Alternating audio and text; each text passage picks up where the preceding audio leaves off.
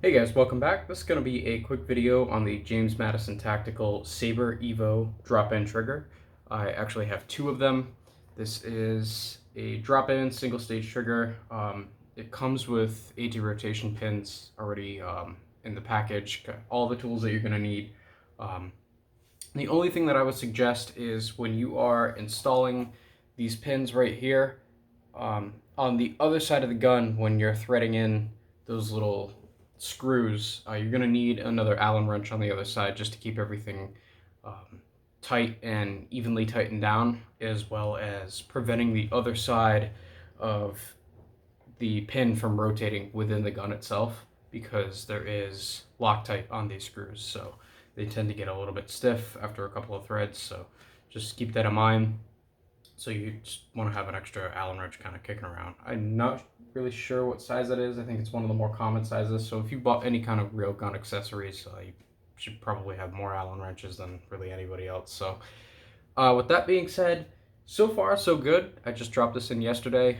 It did take me 2 tries to do it because I had forgotten the safety selector. It had fallen kind of behind me on the bench, so I really didn't think of it until I got the gun all together and took a look at it. I was like, oh no. So real quick, I'm gonna go over this as it's in the gun. Like I said, I actually have two of these. I have one new in the box. We're gonna open this together and I'll show you guys kind of what comes in this and read you the packaging and all that kind of stuff, just so you know what to expect. It's a pretty good budget-minded trigger. I'm actually really impressed with it so far. So let's button this back up real quick. We're just gonna drop this back, throw that pin back in. This is a gun that apparently just doesn't want to stay still. Other than that, this is a Bear Creek Arsenal Gen 2 side charging. This is in 5.56. And you know what? I'm actually just going to let that ride forward. I think it's going to wobble a little bit less and it'll work out better. So we're going to pull this back, let the trigger reset, go to our firing position, and let me bring you guys down just a little bit and show you what the trigger looks like. Okay, you're just gonna have to bear with me with the kind of shoddy camera work here. This is as low as the tripod that I have goes, so I'm just gonna show you this super quick. There is basically no slop in that whatsoever. So let me recharge this and I'll show you guys what to expect. Okay, so coming across on camera might be a little bit difficult filming this kind of thing. It's all sensation based, so to somebody it may be stiff, to somebody it may be soft. It's all based on the kind of person that's shooting. So this is just my experience with it. As you can see, it's very crisp, and there's basically no take up at all. So I'm just gonna hit this very, very lightly, and that's basically it.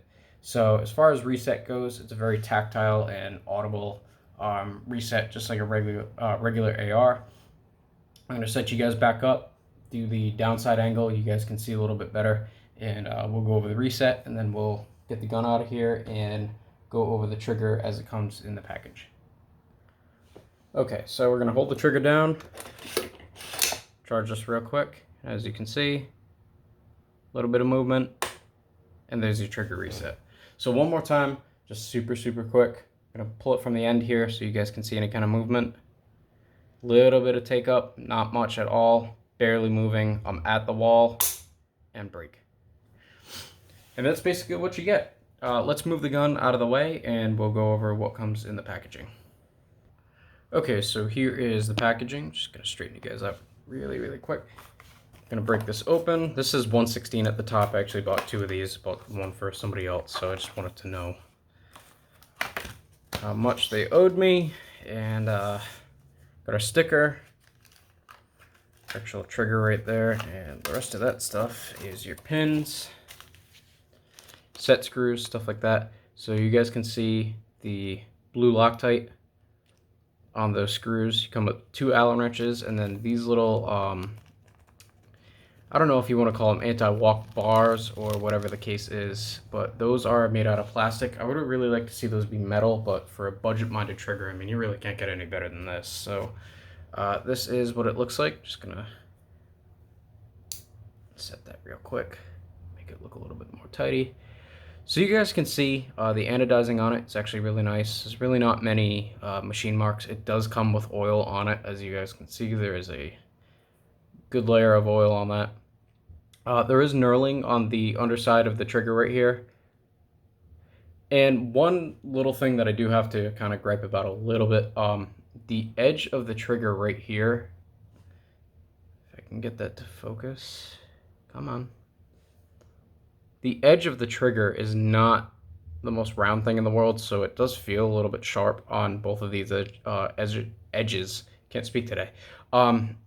You could probably take something to that and kind of round it off, but I don't really think that'll be much of an issue. I think after a few thousand rounds it might be an issue, but really nobody's going to go and do that in kind of one sitting. So a glove would really kind of benefit you in that scenario anyway. So one thing I did want to mention, these two holes on the bottom, if we actually pull the trigger, let the hammer go forward, you can see those a little bit better. There are two set screws in here, two sets of set screws rather. We can get these. I really don't want to open this because it's just gonna go everywhere. You can see those little set screws down in there. That's basically for like an 80% arms or something like that.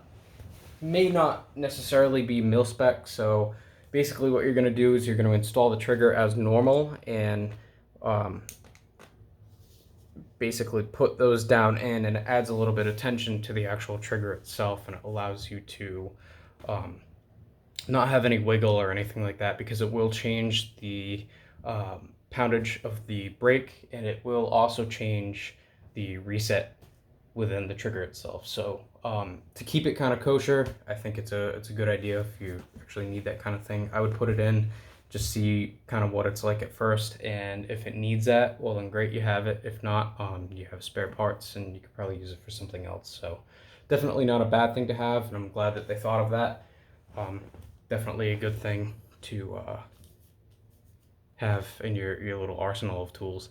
So that's basically going to be it. Really haven't had much experience with drop-in triggers so far. Really impressed for the money. I mean, 90 bucks online, you know, you get slapped with tax and shipping and stuff like that. I did want to mention just real quick, this does fit the AR-15 and AR-10. So 3.5 to 4 pound trigger pull. You guys can read the back of that. I can read it for you. There is good instructions on the website. Like I said, you just go to jamesmadisontactical.com. Top right hand corner, there's going to be a couple of hash marks. You know, just click that, menu drops down, and it'll come with instructions, stuff like that, kind of lead you to where you need to be. I'm looking into their other trigger set. I forget the name, but if I can get my hands on one, I'll definitely compare the two side by side. But for now, that's going to be it. Quick little throw together video. I don't really have anything written down for it, so forgive the, you know, kind of thinking on the fly. So I appreciate you guys watching, and we'll see you guys on the next one.